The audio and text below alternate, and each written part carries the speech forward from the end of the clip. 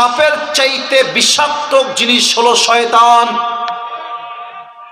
সাপের কামড় খেলে মানুষের যেমন জিহ্বার স্বাদ নষ্ট হয়ে যায়, শয়তানের ওয়াসওয়াসায় পড়লে মানুষের ঈমানের স্বাদ নষ্ট হয়ে যায়। তখন বোরকা পড়তেও ভাল লাগে, পার্কে গিয়ে প্রেম করতেও ভাল লাগে। তখন মুরব্বী আব্বাজানদের দাড়ি রাখতেও ভাল লাগে, মসজিদের সভাপতি হইতেও ভাল লাগে, আবার সুদের টাকা খাইতেও ভাল লাগে। আমার কোনো একটা ওয়াজে তোমরা হয়তো বা শুনেছো, আমি নট শিওর, আমি একটা ওয়াজে বলেছিলাম যে মধ্যবিত্ত পরিবারের সন্তান মানেই হচ্ছে এক একটা ব্র্যান্ড। আমাদেরকে সাইকেল দিবেন চলবে, বাইক দিবেন চলবে, কার দিবেন চলবে, কিছুই দিবেন না বলবেন হেঁটে হেঁটে আসো তাও চলবে। ভাত দিবেন, ডাউল দিবেন চলবে, ভাত দিবেন, ভর্তা দিবেন চলবে, ভাত দিবেন, কিছুই দিবেন না, এক গ্লাস পানি দিবেন, একটা মরিচ দিবেন, পান্তা ভাত হলেও চলবে। কেন? আমি মধ্যবিত্ত পরিবারের সন্তান। নামাজ নাই যার, ঈমান নাই তার। নামাজ নাই যার, মুসলমান হিসেবে পরিচয় দেওয়ার কোন যোগ্যতার নাই যশোরের ভাড়া আমার, ঠিক কিনা বলে? আল্লাহ মিলা তো সব কুছ মিলা, আল্লাহ না মিলা তো কুছ ভি না মিলা। দ্য মেইন ডেস্টিনেশন ইজ আল্লাহ সুবহানাহু ওয়া তাআলা। আল্লাহ তাআলাকে যে পেয়েছে সে তার জীবনের সবকিছু অর্জন করতে পেরেছে। এবার আসুন আমরা আল্লাহকে পাওয়ার জন্য 7টা আমল আজকে জানবো। সার ভাইয়েরা আমার 7টা আঙ্গুল দেখবেন সবাই। এবার আমাকে জবাব দেন, আল্লাহকে পাওয়ার জন্য আজ এই মাহফিলে আমরা কয়টা আমল জানবো? আওয়াজটা সার হয় নাই, যশোরের হয় নাই। কয়টা? আরো জোরে, কয়টা? ক্রাউড, সেলফি, আমাকে দেখার জন্য মারামারি, এগুলো সব ভালোবাসা, এটা আমি বুঝি। আমি চাইলেও চিৎকার করতে পারছি না, মেহেরবানি করে। এটা যশোরের সম্মানের বিষয়। যশোরের সার ভাইরা, আসসালামু আলাইকুম ওয়া রাহমাতুল্লাহি ওয়া বারাকাতুহু। ইন্নাল হামদালিল্লাহি নাহমাদুহু ওয়া নাস্তাঈনুহু ওয়া নাস্তাগফিরুহু ওয়া নু'মিনু বিহি ওয়া নাতাওয়াক্কালু আলাইহি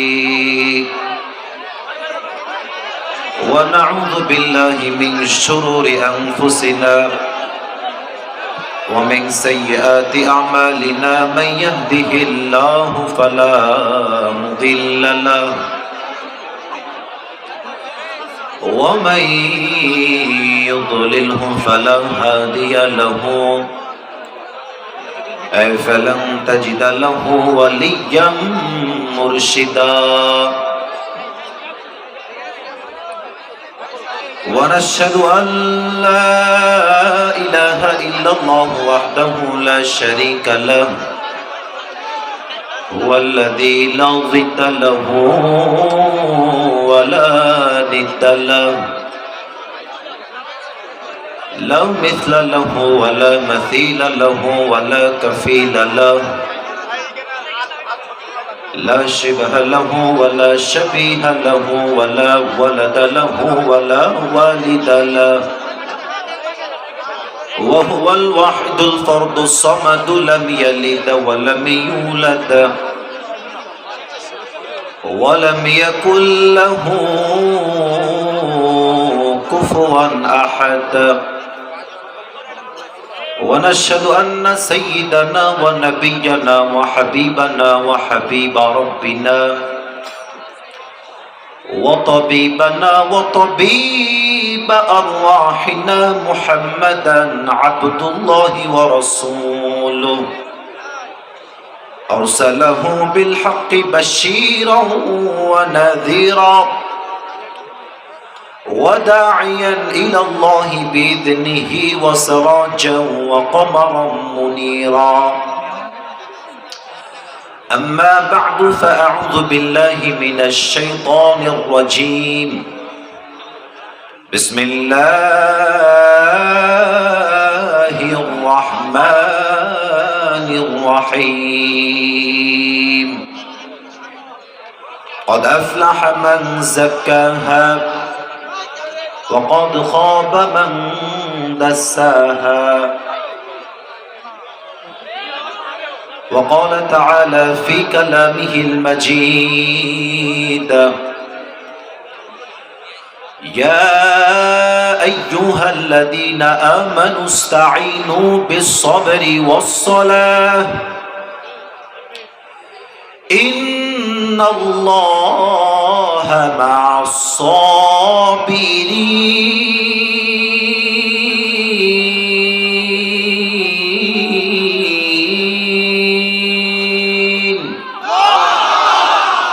وقال تعالى في كلامه المجيد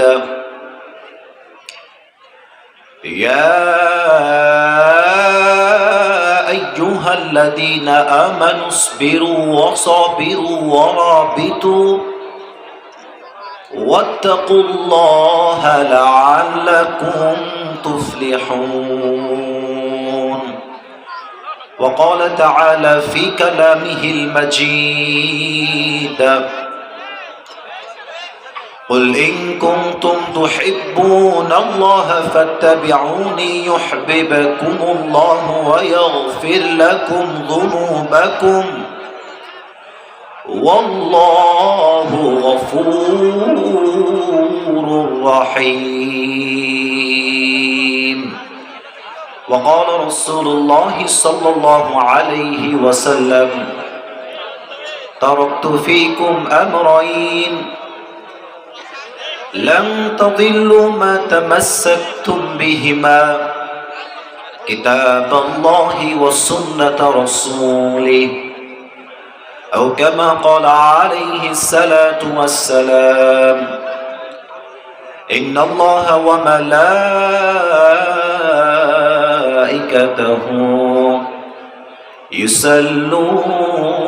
يصلون على النبي يا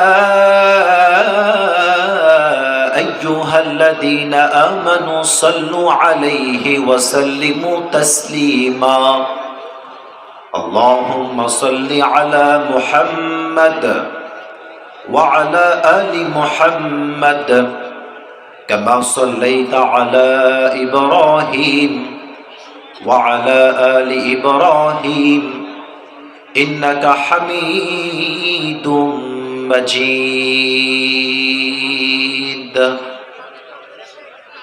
أستغفر الله أستغفر الله আমার যশোরের সারসার ভাইরা কেমন আছেন আপনারা সবাই? আলহামদুলিল্লাহ, আল্লাহর শুকরিয়া। কলিজার ভাইরা, আমি পোস্টারটা পড়ার আগে সবাইকে একটা কথা বলতে চাই। আপনারা যতই চিল্লাচিল্লি করেন আমি ক্ষেপে যাব না, আমি রাগান্বিত হব না, চেষ্টা করব সর্বোচ্চ। I will try my best to control my anger. আমি যদি রেগে যাই এটা খারাপ দেখাবে। আর আমি বলি এটা আসলে ক্রাউড, সেলফি, আমাকে দেখার জন্য মারামারি, এগুলো সব ভালোবাসা, এটা আমি বুঝি। আমি চাইলেও চিৎকার করতে পারছি না, মেহেরবানি করে। এটা যশোরের সম্মানের বিষয়। আমরা যেন কোনো চিৎকার না করি, আমরা যেন কোনো আওয়াজ না করি। বামের ভাইয়েরা আমরা যেন কোনো আওয়াজ না করি, ডানের ভাইয়েরা যারা জায়গা পাননি দাঁড়িয়ে আছেন যেন কোনো আওয়াজ না করি। পেছনে কিছু জায়গা আছে, মেহেরবানি করে জায়গা পেলে আপনারা বসে যাবেন। আসলে দিকে বসে দেখতে পাবে না, তো এই জন্য কেউ বসতে চাচ্ছে না, আমি বুঝতে পারতেছি। তো মেহেরবানি করে, আমি কোনো আওয়াজ চাচ্ছি না, আমি সবার পায়ে হাত রেখে আবদারটা করলাম সবাইকে। ডানের ভাইয়েরা তোমরা ক্যামেরাটা নামায় আমার কথাগুলো শোনো, কাজে দিবে। এই ভিডিও কোনো কাজে দিবে না, আমার কথা কাজে দিবে। Please turn off your camera right now, বন্ধ করে দাও, আমার কথাগুলো শোনার চেষ্টা করো। আর বামের ভাইয়েরা কোনো আওয়াজ করবেন না ভাই, জাস্ট পড়াই দেন তাহলে হয়। আমাদের আজকে এই প্রোগ্রাম বড় বসন্তপুর উত্তরপাড়া যুব সমাজ ও প্রবাসীর উদ্যোগে আজকে এই প্রোগ্রামটি আয়োজিত। আমাদের আজকে এই প্রোগ্রাম আমার পূর্বে কথা বলেছেন মুফতি শাহ ওয়ালিউল্লাহ সিদ্দিকী নওগাঁ। আমি আমার কলিজার ভাইয়ের জন্য দোয়া করে দিই, আল্লাহ প্রিয় ভাইকে নেক হায়াত দান করুক। পরের সবাই আমিন। আমাদের আজকে এই প্রোগ্রামে আরো কথা বলেছেন মাওলানা ইবাদুর রহমান, শিক্ষক, দক্ষিণ বারুজবাগান ফাজিল মাদ্রাসা। আল্লাহ আমার প্রিয় ভাইকে ইসলামের খাদেম হিসেবে কবুল এবং মঞ্জুর করুক। পরের সবাই আমিন।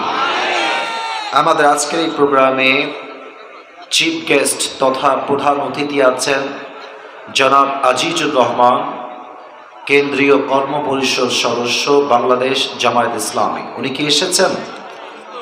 অসুস্থ, আচ্ছা, আল্লাহ ওনাকে শেফায়ে আজেলা কামেলা দান করুন, পড়েন সবাই আমিন। আমাদের আজকের প্রোগ্রামে সভাপতি আছেন মাওলানা হাবিবুর রহমান, সভাপতি বসন্তপুর উত্তরপাড়া শাহী জামিয়া মসজিদ। হুজুর এসেছেন? কোথায় আছেন? আচ্ছা আচ্ছা, হুজুর আমার ডানে আছেন, মাশাআল্লাহ। আর আমাদের কলিজার টুকরা শ্রদ্ধেয় ভাজন আলেম হাবিবুর রহমান সাহেবকে একজন একনিষ্ঠ ইসলামের দায়ী হিসেবে কবুল করো, পড়েন সবাই আমিন। মাহফিল পরিচালনা করেছেন মোহাম্মদ ইয়াসিন আলী, সাবেক ইমাম, বসন্তপুর উত্তরপাড়া শাহী জামিয়া মসজিদ। হুজুর কি এসেছে? কোথায় হুজুর? আমাদের পরিচালক কোথায়? নিচে গেছে, বাইরে গেছে? আচ্ছা ঠিক আছে।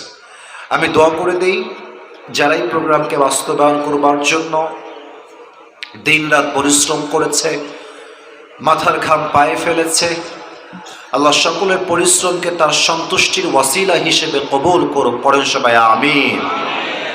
কলিজার ভাইরা, আপনাদের এই সারসার মাহফিলটা অনেক অনেক ভেতরে এবং রাস্তা প্রচণ্ড খারাপ।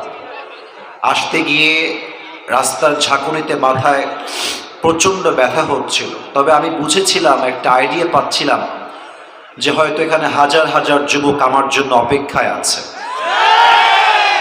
এবং যা ভেবেছি তাই সত্য হয়েছে। তোমাদেরকে দেখার পরে আমার ক্লান্তি, আমার টায়ার্ডনেস, আমার সব কিছু দূর হয়ে গেছে।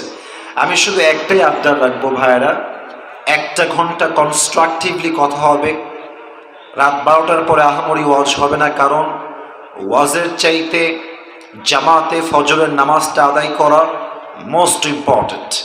আমরা যদি ওয়াজ শুনতে গিয়ে ফজরের জামাতটাই মিস হয়ে যায়, এই ওয়াজ দিয়ে 2 পয়সা আল্লাহর কাছে দাম পাওয়া যাবে না। এজন্য ওয়াজ হবে কনস্ট্রাকটিভ ওয়েতে। যশোরের মানুষ যে আমরা ভদ্র ঘরের সন্তান, আমরা যে অভদ্র নই, এটা আমরা মিডিয়ার সামনে আজকে প্রমাণ দিব। রাজি আছেন তো ইনশাআল্লাহ? আল্লাহ যেন সেই তৌফিক দান করে, পড়েন সবাই আমিন। আমি আজ একটা সেন্ট্রাল ম্যাটার নিয়ে কথা বলবো জাস্ট 10 মিনিট পরে। এই প্রথম 10টা মিনিট আমি কলিজার ভাইয়েরা একদমই আওয়াজ করো না। তোমাদেরকে ধমক দিলে আমার রাতে বেলা ঘুমাইতে কষ্ট হয়, যে বাজে ব্যবহার করে ফেলেছি, নিজের কাছে খারাপ লাগে, অপরাধী মনে হয় নিজেকে। আমি ধমক দিতে আসি নাই, ভালোবাসার জন্য এসেছি, ভালোবাসা দিয়ে যাব, ভালোবাসা নিয়ে যাব, ধমক দেওয়ার জন্য আসি নাই। সবাইকে অনুরোধ করছি 1 ঘন্টার সময় দেন, এতটুকু এনাফ হবে ইনশাআল্লাহ। আওয়াজ করবেন না, বলেন সবাই ইনশাআল্লাহ। বলেন তো আমার মাতৃভূমির নাম কি? আমাদের খতিব সাহেব বলছে, আপনারা আসতে বললেন। আমাদের দেশের নাম কি? Bangladesh. We are so proud of it যে আমরা বাংলাদেশি, আমরা বাঙালি। ইভেন আমার 2টা হাত দেখেন তো যুবক ভাইয়ারা, একজন যুবক তার 2টা হাত এমন ভাবে পেতে দিয়ে বুকে গুলি খেয়ে শহীদ হয়ে দেশটাকে 2nd টাইম স্বাধীন করেছিল। যুবকটার নাম কি বলতে পারবেন? শহীদ আবু সাইদ। সে তার বুকের তাজা রক্ত দিয়ে প্রমাণ করেছে, মুসলমান বাঁচলে কাপুরুষের মতো বাঁচে না, মুসলমানরা বীর পুরুষের মতো বাঁচে। 3টা তাকবীর দিবেন। প্রথম তাকবীর দিবেন বিবাহিত ভাইয়ারা, দ্বিতীয় তাকবীর দিবেন সিঙ্গেল ভাইয়ারা। আমি দেখতে চাই কার গায়ের জোর কত বেশি। বিবাহিত ভাইয়ারা, মিডিয়ায় রেকর্ড হচ্ছে, আমাদের সম্মান যেন নষ্ট না হয়ে যায়। বিবাহিত ভাইয়ারা, বিবাহিত ভাইয়ারা একটা কাশি দেন। মাশাআল্লাহ, আওয়াজ ভালো আছে, খারাপ না। আর হ্যাঁ, কেউ যদি উঠে যায় ওয়াজের মাঝখান থেকে, নিজ দায়িত্বে লুঙ্গি টান দিয়ে ধরে বসাই দিবেন, তবে খেয়াল রাখবেন লুঙ্গি যেন খুলে না যায়। বিবাহিত ভাইয়েরা তাকবীর দেন আমার সাথে, নারে তাকবীর। ওরে বাবা রে বাবা, মাশাআল্লাহ, আজকে আমাদের বিবাহিত ভাইদের জোর ভালো আছে। সিঙ্গেলরা কি হেরে যাবে নাকি রে বাবা? তোমরা কি পরাজিত হয়ে যাবা? দেখা যাক সিঙ্গেলরা আজকে কেমন পারে। সিঙ্গেল ভাইরা কাশি দেন। আপনারাই আব্বা জানরা নাম্বার দিবেন, খতিব সাহেব আছে, আমার ভাইরা আছেন, আপনারা নাম্বার দিবেন। আমি আপাতত এই দল থেকে বের হয়ে যাচ্ছি। সিঙ্গেল ভাইরা তোমরা একটা কাশি দাও আবার, দেখা যাক কার গায়ের জোর কত বেশি। সিঙ্গেলরা, বিবাহিত ভাইরা চুপ থাকে, নাহলে হেরে যাবেন কিন্তু। সিঙ্গেল ভাইরা নারায়ে তাকবীর। বিবাহিত ভাইরা আমাকে মাফ করে দিবেন। ইস রে, ভেবেছিলাম জিতে যাবে রে, সিঙ্গেলরা সব হারাই ফেলছে। যাই হোক, কষ্ট বেশি তো, তাই গায়ে একটু জোর বেশি। যুবক ভাইরা কি বলো? এবার আর কোনো ভাগাভাগি নাই, তাকবীর শেষ হবে, তাফসীর শুরু হবে। তবে এমন জোরে তাকবীর দিবেন যেন যশোরের সার সার তাকবীরের আওয়াজের ঠেলায় আমি আসিফ হুজুর স্টেজ ভেঙে উল্টে নিচে পড়ে যায়। আচ্ছা, সবাই মিলে একটা কাশি দেন। নারায়ে তাকবীর। আল কোরআনের আলো, আল হাদিসের আলো, কোরআন হাদিস যেখানে, আলেম ওলামা যেখানে, সারসাবাসী যেখানে, আল্লাহ যেন কবুল করে। পড়েন সবাই আমিন। আসুন মূল আলোচনায় ফিরে যাই। বলেন তো সবাই, আমরা আল্লাহর সবচেয়ে কাছের প্রিয় বন্ধু হতে চাই কি চাই না? আমরা কি আল্লাহর সবচেয়ে কাছের বান্দা হতে চাই কি চাই না? আজ আলোচনার সেন্ট্রাল থিম বা সাবজেক্ট ম্যাটার হলো, how can we get closer to Allah সুবহানাহু ওয়া তাআলা। আমরা রবের সবচেয়ে কাছের বান্দা হতে পারি কেমন করে? ইনশাআল্লাহ আজকে আমরা এই বিষয়ে কিছু কথা কোরআন এবং হাদিস থেকে বলার সর্বোচ্চ চেষ্টা করব। আপনারা হয়তো বা নাম শুনেছেন, পাকিস্তানের একজন টপ ফেমাস স্কলার, তার নাম হলো মাওলানা তারিক জামিল। নাম শুনেছেন আপনারা? দেখবেন যে সাদা পায়জামা পরে, সাদা পাঞ্জাবি পরে। এই তোমরা কেন এগুলো করছো কলিজার ভাইরা, কেন করছো? এই বেসটা বাড়ান, মোটা রাখেন বেস। ডানের ভাইরা বসার জায়গা থাকলে বসে যান, নয় ডানে যান, যে কোনো একটা। এদেরকে ডিস্টার্ব করা যাবে না, এরা সব শান্তশিষ্ট হয়ে বসে আছে। মেহেরবানি করে চুপ থাকেন। মাওলানা তারিক জামিল তার ওয়াজের মধ্যে একটা কথা সেই দিন বললেন, যেটা আমার কলিজায় আঘাত লেগেছে। আল্লাহ মিলা তো সব কুছ মিলা, আল্লাহ না মিলা তো কুছ ভি না মিলা। দ্য মেইন ডেস্টিনেশন ইজ আল্লাহ সুবহানাহু ওয়া তাআলা। আল্লাহ তাআলাকে যে পেয়েছে সে তার জীবনে সবকিছু অর্জন করতে পেরেছে। এবার আসুন আমরা আল্লাহকে পাওয়ার জন্য 7টা আমল আজকে জানবো। সার ভাইরা আমার 7টা আঙ্গুল দেখবেন সবাই। এবার আমাকে জবাব দেন, আল্লাহকে পাওয়ার জন্য আজ এই মাহফিলে আমরা কয়টা আমল জানবো? আওয়াজটা সার হয় নাই, যশোরের হয় নাই। কয়টা? আরো জোরে, কয়টা? 1 নাম্বার আমল হলো, যেই বান্দা আল্লাহর সবচেয়ে প্রিয় এবং খাঁটি বান্দা হতে চায়, প্রথম শর্ত হলো you have to clean your heart. 1 number শর্ত, আত্মার পরিশুদ্ধি করতে হবে। আত্মা যার ঠিকঠাক তার সব ঠিকঠাক, আত্মা যার নষ্ট তার পুরো দেহটাই নষ্ট, ঠিক কিনা বলে? তবে এই আত্মা হলো 3 প্রকার। বলতে হবে সবাইকে, কয় প্রকার? ও সরি, একটা ভুল হয়ে গেছে আমার, একটা সরি, খুবই দুঃখিত। আমি আপনাদের জন্য একটা গিফট নিয়ে আসছি, বলতে ভুলে গেছিলাম, সরি। এটার জন্য আমি আন্তরিকভাবে দুঃখিত। পরিবেশ সামলাতে গিয়ে ভুলে গেছি। আমি আমার নিজের একটা টুপি নিয়ে আসছি গিফট দেওয়ার জন্য। নিবেন আপনারা?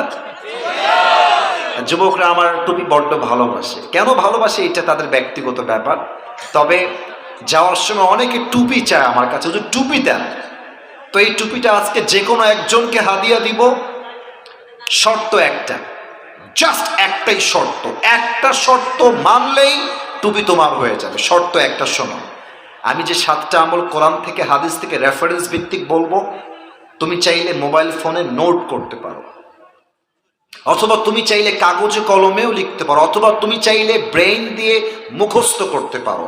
আমি শেষে গিয়ে বলবো 7টা আমল কে বলতে পারবে, দাঁড়িয়ে যাবা, বলে দিবা, এই টুপি আমি আসিফ হুজুর তোমাকে পরায় দিব। আর একটা কথা, এটা কিন্তু কোনো নর্মাল দোকানের টুপি না, না এটা ভাব নিচ্ছি না, অহংকার না, এটা আমি নিজে আমার নিজের জন্য অর্ডার দিয়ে পাকিস্তানের কোম্পানি থেকে নিজে নিয়ে আসছি, পাকিস্তান থেকে অর্ডার দিয়ে। দাম অনেক বেশি, দাম বলা উদ্দেশ্য নয়, হাদিয়া দাম কম হোক কিংবা বেশি হোক, হাদিয়ার মান অলওয়েজ হায়ার লেভেলের, ঠিক আছে কিনা বলো? তো এই টুপিটা যে কোনো একজনকে দিব। 7টা আমলের কথা শুরু হয়েছে, কেউ যেন ডান বাম না হয়, সবাই তাকবীর দেন, নারে তাকবীর।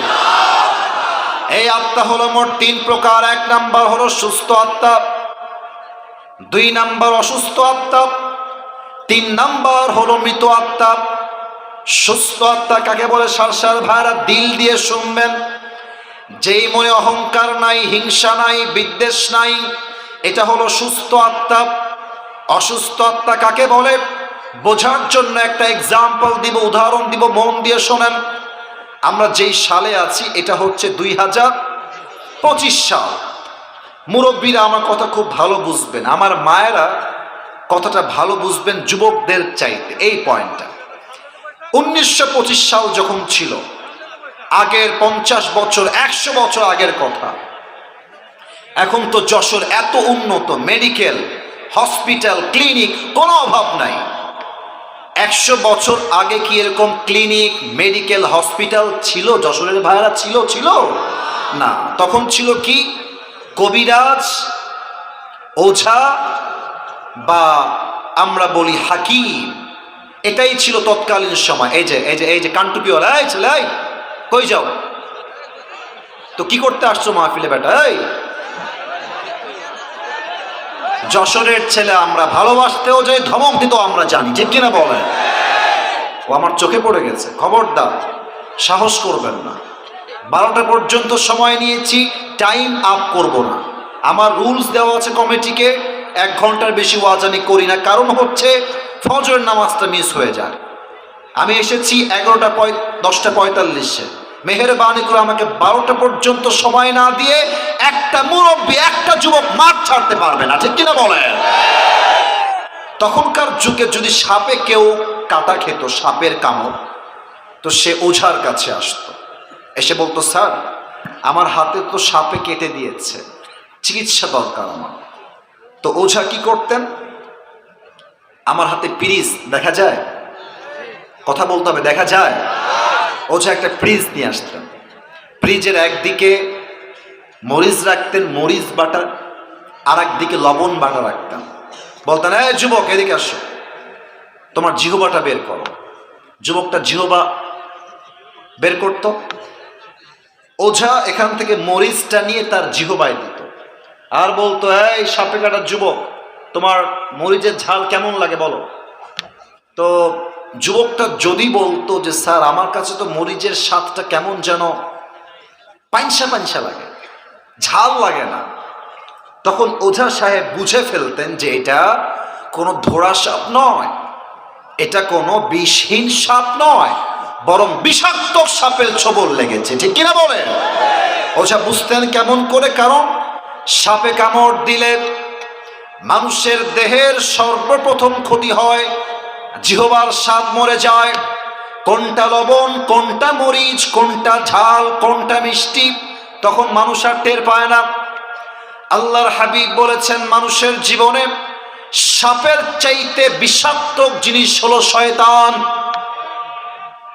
সাপের কামড় খেলে মানুষের যেমন জিহ্বার স্বাদ নষ্ট হয়ে যায়, শয়তানের ওয়াসওয়াসায় পড়লে মানুষের ঈমানের স্বাদ নষ্ট হয়ে যায়।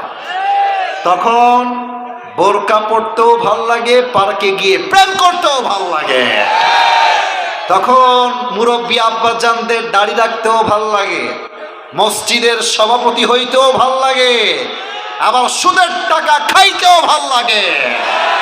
হ্যাঁ, অসুস্থ দিন, ভালো কোনটা খারাপ কোনটা আর টের পায় না, ঈমানের স্বাদ নষ্ট হয়ে যায়। 2 নাম্বার অসুস্থ আত্মা। 3 নাম্বার আরো বড় মারাত্মক। আমি তো বলি যে যদি আপনি আমার পুরো ওয়াজটাকে ভাগ করেন পার্সেন্ট দিয়ে, এখন যেইটা বলবো এটা পুরো ওয়াজের 50% পুরো ওয়াজের। 3 নাম্বার হলো মৃত আত্মা। মৃত আত্মা কারা? আল্লাহ বলছেন কোরআনে, আমার ভুল বলার কোনো অপশন নাই। আল্লাহ বলছেন মৃত আত্মা যাদের আত্মা, আল্লাহ বলছেন উলাইকা কাল আনআম বাল হুম আযাল, এরা হচ্ছে চতুষ্পদ জন্তুর মতো। আল্লাহ এটাই বলে ক্ষান্ত হন নাই, আল্লাহ বলছেন বাল হুম আযাল, এই মৃত আত্মার মানুষগুলো কুকুরের চাইতে নিকৃষ্ট। আউযুবিল্লাহি মিন যালিক। এই কলিজার ভাইরা, আচ্ছা বলেন তো পৃথিবীতে সৃষ্টির সেরা জীব কারা? মাশাআল্লাহ, রাইট আনসার। বলেন সবাই কারা? মানুষ। আমি যখন এখানে আলেম ওলামা আছেন, খতিব সাহেব আছেন, এটা পড়ি, আমি তাফসীরের কিছুই বুঝে আসে নাই, আমার ক্লাসেও বুঝে আসে নাই, পরবর্তী সময়ে আমার জিনিসটা বুঝে আসে নাই যে আসলে মানুষ কুকুরের চাইতে খারাপ কেমনে হইল। এটা তো আশরাফুল মাখলুকাত। একদিন ঢাকার কুমিল্লায় প্রোগ্রাম ছিল, ঢাকার গাজীপুর হয়ে আমি কুমিল্লায় যাচ্ছিলাম, ঢাকা পার হবো আর কি, গাজীপুরে আমি ছিলাম। তো মোবাইলটা খুলে ইউটিউবে গেলাম যে একটু ওয়াজ শুনি, টাইমে মূল্যায়ন করার চেষ্টা করি। তো ঢুকেই দেখছি প্রথমেই ময়মনসিংহে আল্লামা দেলোয়ার হোসেন সাইদি হুজুরের ওয়াজ, একটা ক্যাপশন সহ আমার সামনে একটা ওয়াজ আসছে। আমি অন করলাম, অন করেই দেখলাম যে হুজুর সেই দিন এই আয়াতের ব্যাখ্যা করছেন যে মানুষ কুকুরের চাইতে খারাপ কেন। আমি শুনে এত সুন্দর ব্যাখ্যা উনি দিয়েছেন, আমার পুরো আয়াতের ব্যাখ্যা স্পষ্ট হয়ে গেছে। আচ্ছা দেখেন, এখন মনে করেন যে রাত বাজে 11:40, 12টার পর যখন মাহফিল থেকে বাসায় যাবেন, এই রাস্তায় কিছু রাতের বেলা 1টার সময় 2টার সময় কুকুর থাকে না যশোরের ভাইরা? একা গেলে বুঝবেন যে বাস কারে কয়, 10 জন গেলে বুঝে আসবে। এই বাসটা আমি আমার জীবনে বহুবার খেয়েছি, তো তাই এটা আমি জানি। সেদিন আমার মাহফিল ছিল উত্তরবঙ্গের নওগাঁ জেলায়, নাম তো শুনেছেন তাই না, নওগাঁ। তো মাহফিল করে বাসায় আসলাম, তো ড্রাইভার সাহেব বলছে হুজুর আজকে খুব ক্লান্ত হয়ে গেছি, আপনাকে আর আগাই দিব না, আমি চলে গেলাম, আপনি বাসায় উঠে যান ফ্ল্যাটে। মানে কপাল খারাপ হইলে যা হয়। তা আমার দারোয়ান সেই দিন সেই মরার ঘুম দিয়েছে। আমি ড্রাইভার সাহেবকে বিদায় দিয়েছি, টাটা বাই বাই আল্লাহ হাফেজ, এদিকে দারোয়ান ঘুম থেকে উঠে না। এই দারোয়ান সাহেব ওঠে, হ্যাঁ দুনিয়াতেই নাই। আমি যখন চিল্লাইতেছি, আমার চিল্লানির সুরে কয়েকজন আল্লাহর সৃষ্টি আমার কাছে এসেছে। আমি যখন পেছনের দিকে তাকিয়েছি, দেখছি মাশাআল্লাহ নুরানি চেহারা আমার দিকে তাকিয়ে আছে 5টা কুত্তা। আমি কি করব, আমি তো ভয়ে থরথর করে কাঁপতেছি। এত বড় হুজুর হয়েও আমার ভয়ে একদম জীবন শেষ। আমি পড়ছি ইন্না লিল্লাহি ওয়া ইন্না ইলাইহি রাজিউন, কাজই হয় না। এমন ঘেউ ঘেউ শুরু করেছে। দারোয়ানের কপাল ভালো, আমি ডাকছি শুনতে পাই না, কুকুর ডাকছে, তার ঘুম ভেঙে গেছে। পরে এসে সে গেটটা খুলে দিয়েছে। তো দেখেন, এখানেই আমি আপনাকে তাফসীরটা বোঝাবো, এই জন্য হাসাহাসি একটু মজা করলাম। মনে করেন যে আমি আসিফ হুজুরের একটা কুকুর আছে, কুকুরের নামটা একটা নাম দেই, টমি। হ্যাঁ মাশাআল্লাহ, টমি। তো দেখেন, এই যে আমার ডান হাত দেখেন, সারসার ভার, 2টা লাইট এবং মাঝে একটা লাইট, মোট 3টা লাইট এইখানে আছে, দেখা যায়? 3টা লাইট আছে। আচ্ছা, এবার একটু এক্সাম্পল বুঝবেন। ওই সামিয়ানার বাহিরে, পর্দার বাহিরে পুরোটাই অন্ধকার, কিছু দেখা যায় না। তো রাত বাজে 1টা, মাহফিল শেষ করে আমি বাসায় আসছি। কুকুর হচ্ছে আমার বাসার পাহারাদার, একদম লাইটের নিচে সে দাঁড়িয়ে আছে আর দেখছে অন্ধকার থেকে someone is coming from outside, বাহির থেকেও যেন আসছে। কুকুর বোঝে না যে মালিক আসতেছে, তো কুকুর বুঝে গেছে মনে হয় চোর আসছে, ঘেউ ঘেউ ঘেউ ঘেউ ঘেউ শুরু করে দিয়েছে। তো দেখেন, আমি আস্তে আস্তে হাঁটতে লাইটের নিচে আসলাম, and now my face is clear. এখন আমাকে দেখা যায় যে এটা আসিফ হুজুর। দেখবেন কুকুরের মালিক যখন কুকুরের সামনে চলে আসে, কুকুর যখন মালিককে চিনতে পারে মালিক আসছে, দেখবেন কুকুর আর ঘেউ ঘেউ করে না, তখন সোজা মাথা নিচু করে মালিকের পায়ের সামনে ঝুঁকে যায়। আর কুকুর তার ভাষায় বলে, I am extremely sorry sir, আমি আসলে প্রথমে আপনাকে চিনতে পারিনি, আপনি আমাকে মাফ করে দিবেন স্যার, চিনলে আমি ঘেউ ঘেউ করতাম না। আল্লাহ বলছে, বান্দা, একটা কুকুর যার কোনো কমন সেন্স নাই, যার কোনো বুদ্ধি নাই, জ্ঞান নাই, তাকে তার মালিক জাস্ট একটা রুটি বা পাউরুটি দিয়েছে, অথবা এক গ্লাস পানি দিয়েছে, একটা কলা দিয়েছে। একটা রুটি খেয়ে কুকুর তার মালিককে চিনতে এক বিন্দু পরিমাণ ভুল করে নাই। আর আমি আল্লাহ রাব্বুল আলামিন মানুষকে চোখ দিলাম, নাক দিলাম, কান দিলাম, ঠোঁট দিলাম, জীবন দিলাম, রুহ দিলাম, খাওয়ার দিলাম, বাড়ি দিলাম, গাড়ি দিলাম, নারী দিলাম, বউ দিলাম, বাচ্চা দিলাম, মা দিলাম, বাপ দিলাম, সব দিলাম। এই নিমক হারাম মানুষগুলো সবাইকে চিনল, বাট যে মালিক তাকে এত কিছু দিল, সেই মালিককে সে চিনল না, সে কুকুরের চাইতে নিকৃষ্ট হয়ে গেল। উলাইকা কাল আনআম বাল হুম আদাল, এই মানুষগুলো কুকুরের চাইতে খারাপ। আল্লাহ যেন আমাদের সবাইকে ভালো মানুষ হওয়ার তৌফিক দান করে পড়েন আমিন। তাহলে এক নাম্বার, আপনার আত্মা পরিশুদ্ধি করবেন এক সত্তার জন্য, আওয়াজ দিয়ে বলেন সবাই, তিনি কে?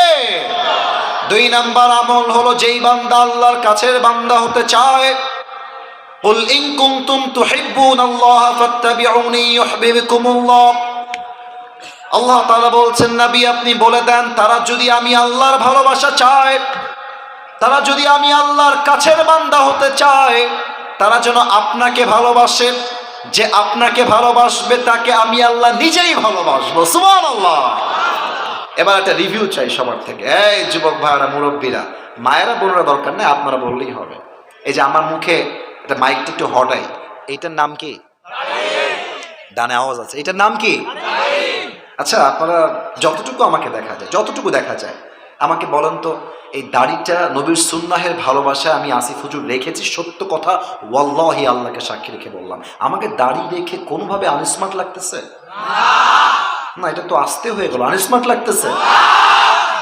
যুবকরা একমত হবা আমার সাথে, কিছু মেয়ে দেখবা এই দাড়ি দেখলে কেমন যেন চুলকানি শুরু হয়ে যায়, দাড়ি এরা পছন্দ করতে চায় না। বলবে দাড়ি রেখে যখন বিয়ে করতে যাবা, মেয়ে দেখতে যাবা, দেখবা মেয়েটা বলবে, আচ্ছা দাড়িটা কি কাটলে হয় না? আপনাকে দেখতে কেমন যেন মুরব্বী চাচা চাচা লাগছে, একটু কাটলে ভালো হতো। তুমি কি বলবা? আজকের ওয়াজ শিখে নাও, বলবা আমি আমার নবীর ভালোবাসায় দাড়ি রেখেছি, যেই মেয়ে আমাকে দাড়ির জন্য বিয়ে করতে চায় না, সে আমার বউ হওয়ার যোগ্যতাই রাখে না। এবার বলেন তো, আমার নবীর মুখে লম্বা লম্বা চাপ দাড়ি ছিল কি ছিল না? আমার নবীর মতো সুন্দর এই তল্লাটে দ্বিতীয় আর কেউ কি হতে পারে? চাঁদের চেয়ে সুন্দর তুমি, নবী আমার কমলিহিওয়ালা, দো জাহানের বাদশাহ তুমি, প্যারা নবী সাল্লে আলা, দো জাহানের বাদশাহ তুমি, প্যারা নবী সাল্লে আলা, চাঁদের চেয়ে সুন্দর তুমি, নবী আমার কমলিহিওয়ালা। সুবহানাল্লাহ। সময় দুইটা আমল হলো, আর পাঁচটা আমল আছে। রাত বাজে 11:52, আর পাঁচটা আমল বলা যায় নাকি যায় না? 3-4 লোক আমার বলার পরেও উঠে গেছে, এটা আমি সচক্ষে দেখেও চুপ ছিলাম। কারণ হলো, সবাই কিন্তু আসলে ওয়াজ শুনতে মাহফিলে আসে না। কেউ কেউ আসে বক্তার চেহারা দেখার জন্য, মাহফিলে ভাজা খাওয়ার জন্য, তাই না যুবক ভাইরা? বাট এখন যারা এসেছে 1 ঘন্টা ধরে বসে আছে, এরা আসিফ হুজুরের চেহারা দেখার জন্য আসে নাই, একমাত্র আল্লাহর জন্য তারা মাহফিলে অংশগ্রহণ করেছে। 3 নাম্বার আমল হলো নামাজ। নামাজ নাই যার, ইমান নাই তার, নামাজ নাই যার, আল্লাহর বন্ধু হবে না তার। আপনারা সবাই আজহারি হুজুরের নানা শ্বশুর নাম হচ্ছে গোলাম সারওয়ার সাইদি হুজুর, নাম শুনেছেন? আমার চাইতে আরো সুন্দর চেহারা ওনার, 50 বছর প্লাস তার বয়স। উনি একটা কথা প্রায় বলতেন, নামাজ নাই যার, ইমান নাই তার, নামাজ নাই যার, মুসলমান হিসেবে পরিচয় দেওয়া কোনো যোগ্যতার নাই যশোরের ভার আমার, ঠিক কিনা বলে? আর বলতে লজ্জা লাগে আমার, আসরের আজান হয়ে যায়, যুবকরা মোড়ে মোড়ে দাঁড়িয়ে পাবজি ফ্রি ফায়ার খেলে বেড়ায়, কেউ টিকটক বানিয়ে বেড়ায়, কেউ ক্রিকেট খেলে বেড়ায়, ঠিক কিনা বলে?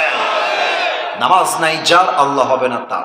এই 3টা ব্যাখ্যা সহকারে বললাম, বাকি 4টা জাস্ট বলে শেষ করে দিচ্ছি। তোমরা মাঝে ডিস্টার্ব করেছো, আমি দেখেও না দেখার ভান করেছি, কারণ আমি ভালোবাসি তো, ধমক দিয়ে যাচ্ছি না, শেষ পর্যন্ত চলে আসছি। আর কোনো কথা বললো না। দেখো তো বাম দিকে তাকায়, কত ভদ্র, চুপচাপ বসে আছে, একজন ওঠে নাই পাশ থেকে। যত সব ঝামেলাই ডান পাশে। মেহেরবানি করে তোমাদের পায়ে হাত রেখে বলছি, আর কোনো আওয়াজ করো না। 4 নাম্বার আমল হচ্ছে, যদি আপনি আল্লাহকে পেতে চান, আব্বা আম্মার দোয়ার প্রয়োজন আছে। আব্বা আম্মার দোয়া আছে যার, আল্লাহ পেতা। অনেকে বউ পেয়ে আব্বা আম্মাকে আমরা ভুলে যাই, অনেকে গার্লফ্রেন্ড পেয়ে আব্বা আম্মাকে ভুলে যায়। মনে রাখবা, বিপদে পড়লে গার্লফ্রেন্ডকে হারিকেন দিয়েও খুঁজে পাওয়া যাবে না। বিপদে একমাত্র আব্বা ছাড়া, মা ছাড়া কাউকে খুঁজে পাওয়া যায় না। যশোরের ভাড়া রিদাউর রব্বি ফি রিদাইল ওয়ালিদাইন ওয়া সাখতুর রব্বি ফি সাখতিল ওয়ালিদাইন। আব্বা আম্মা খুশি, আল্লাহ খুশি। আব্বা আম্মা নারাজ, আল্লাহ নারাজ। 4 নাম্বার। 5 নাম্বার, আগে একটা কথা বলতে চাই, ভুল হলে ধরাই দিবেন, ভুল হলে। 5 নাম্বার আমল বলার আগে আমার মনে হয় এই বাম থেকে নিয়ে এই পুরো এই পর্যন্ত আমার হুজুর সহ, আমার ভাইরা সহ, আমরা সবাই, মনে হয় যে আমার ব্যক্তিগত কথা, ভুল হলে ঠিক নয়, ভুলই বলবেন। আমার মনে হয় আমরা সবাই এখানে যারা এসেছি, আমরা সবাই বড় ঘরের সন্তান নই, আমরা সব মধ্যবিত্ত পরিবারের সন্তান। আমার কোনো একটা ওয়াজে তোমরা হয়তো বা শুনেছ, আমি নট শিওর, আমি একটা ওয়াজে বলেছিলাম যে মধ্যবিত্ত পরিবারের সন্তান মানেই হচ্ছে এক একটা ব্র্যান্ড। আমাদেরকে সাইকেল দিবেন চলবে, বাইক দিবেন চলবে, কার দিবেন চলবে, কিছুই দিবেন না, বলবেন হেঁটে হেঁটে আসো, তাও চলবে। ভাত দিবেন, ডাউল দিবেন চলবে, ভাত দিবেন, ভর্তা দিবেন চলবে, ভাত দিবেন, কিছুই দিবেন না, 1 গ্লাস পানি দিবেন, একটা মরিচ দিবেন, পান্তা ভাত হলেও চলবে। কেন? আমি মধ্যবিত্ত পরিবারের সন্তান। আপনি আমাকে খাট দিবেন, ঘুমায় যাবো, খাট দিবেন না, তাও ঘুমাবো। বালিশ দিবেন, ঘুমাবো, বালিশ দিবেন না, তাও ঘুমাবো। কম্বল দিবেন, ঘুমাবো, কম্বল দিবেন না, তাও ঘুমাবো। কারণ হলো আমি বড়লোক ঘরে ধাপুস ধুপুস খেয়ে বড় হওয়া ব্রয়লার মুরগি নই। আমি যেমন মধ্যবিত্ত পরিবারের সন্তান আরাম করতে পারি, আমি চাইলে হাড় ভাঙ্গা পরিশ্রম করতে পারি। যুবক ভাই, ঠিক কিনা বলো? আল্লাহ বলছে, বান্দা, তোমার জীবনে আমাকে পাওয়ার সবচাইতে বড় উপায় হলো ধৈর্য। বলতে হবে সবাইকে, 1 নাম্বার উপায় কি আমাদের জন্য? ধৈর্য। যদিও 5 নাম্বার, তবে আমাদের জীবনে ধৈর্য ছাড়া কোনো গতি নাই। কিয়ামতের দিনে আল্লাহ বলবে, এই আব্দুর রহমান বের হও, এই আব্দুর রহিম বের হও। আল্লাহ, আমরা বের হব কেন? আমরা কি জান্নাত পাবো না? আল্লাহ আল্লাহ বলবে, বাপ বান্দা, জান্নাত পাবা, তবে সবাই হিসাব করে জান্নাত পাবে, আর আমি আল্লাহ তোমাদেরকে বিনা হিসাবে জান্নাত দিব। না সুবহানাল্লাহ, যশোরের সারসার সুবহানাল্লাহ তো হয় না, জোরে বলো সুবহানাল্লাহ। আচ্ছা আল্লাহ, আমরা জান্নাত পাবো বিনা হিসাবে কেন?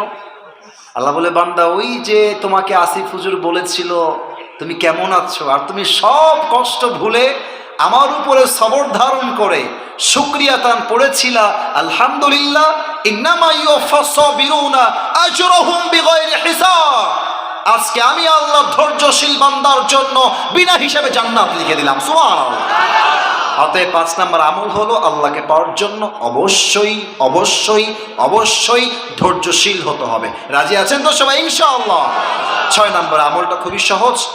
আমরা দুনিয়ামুখী নই, পরকালমুখী হব। এটা আমি মেয়েদেরকে বলতে চাই, যারা বউ আছেন বা আগামীতে বউ হবেন। এখানে অনেক স্বামী এসেছেন, অনেক মুরব্বীরা এসেছেন। মেয়েদের জাস্ট ডিমান্ডের জন্য হাজার হাজার সংসার ভেঙে যায়, তালাক হয়ে যায়, ডিভোর্স হয়ে যায়। 7 নাম্বার আমলটা বলবো, সবাই 2 হাত তোলেন, সবাই সবাই 2 হাত তোলেন, সবাই। আপনাদেরকে থ্যাংক ইউ সো মাচ। আপনার 12টা বেজে পার তাও থেকেছেন, এটা শুকরিয়া। 2 হাত তোলেন, সবাই 2 হাত তোলেন। এবার এই ডান হাতটা বুকে রাখেন, এই যে বুকে। মাশাআল্লাহ, সবাই আপনার আনুগত্যশীল। এটা হচ্ছে 7 নাম্বার আমল। প্র্যাকটিক্যালি বলবো, সবাই আমার সঙ্গে ওয়াদা করবেন আল্লাহর সাথে। 7 নাম্বার আমল হচ্ছে তওবা এবং ইস্তেগফার। তওবা কেমনে করবেন আমি শিখাই দিচ্ছি। বলেন সবাই, আল্লাহ। একটু জোরে আল্লাহরে ডাকেন। এই বামের ভাইরা, তোমরা আল্লাহকে ডাকো, কথা না বলে আল্লাহকে ডাকো। বলেন সবাই, আল্লাহ। আমরা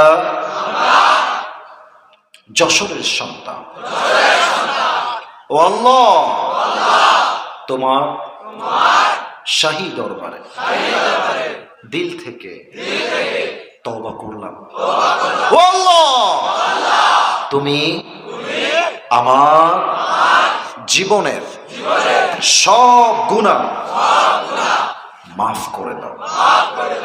একবার সকলে জবান খুলে পড়েন তো আমি। তাওবার আরেকটা অংশ বাকি আছে, বলেন সবাই আল্লাহ। সাউন্ডটা খুব সুন্দর হচ্ছে, বলেন সবাই আল্লাহ। আমি ওয়াদা দিলাম অতীতে যে গুনাহ করেছি আগামী ভবিষ্যতে সেই গুনাহগুলো আমি কখনো করব না। বলেন সবাই ইনশাআল্লাহ। শেষ হচ্ছে ইস্তেগফার। আমি একদম সময় নিব না, 30 সেকেন্ড লাগবে, একটু শিখে নেন, যদিও সবাই জানেন বলে আমার বিশ্বাস। একদম ছোট্ট করে পড়েন সবাই আস্তাগফিরুল্লাহ। একটু জোরে বলেন আস্তাগফিরুল্লাহ। সর্বশেষ একটা শিখাই দিচ্ছি, সবাই পড়েন আল্লাহুম্মা গফিরলি। ও আল্লাহ, আমাদের সবাইকে তুমি পরিপূর্ণরূপে মাফ করে দাও। সবাই পড়েন আমিন। আল্লাহ, সমস্ত যুবককে তুমি 5 ওয়াক্ত নামাজি যুবক হিসেবে কবুল করে নাও। পড়েন আমিন। সবাই হাত নামান। কলেজের ভাইয়েরা, অনেকগুলো প্রশ্ন আপনারা দিয়েছেন, তবে প্রশ্নের দিকে আমি যেতে এই যে পেছনে কই যাও সোনামণি, বসো। আসলে নতুন নতুন নতুন তাকবীর দেন সবাই, নারায়ে তাকবীর।